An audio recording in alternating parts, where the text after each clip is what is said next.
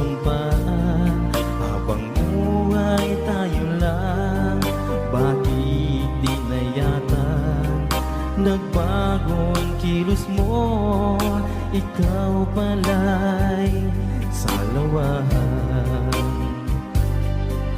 Noon akala ko wagas ang pag-ibig mo. Tayo lang dalawa ang siyang magkasalo. Nalimutan mo na ba ang mga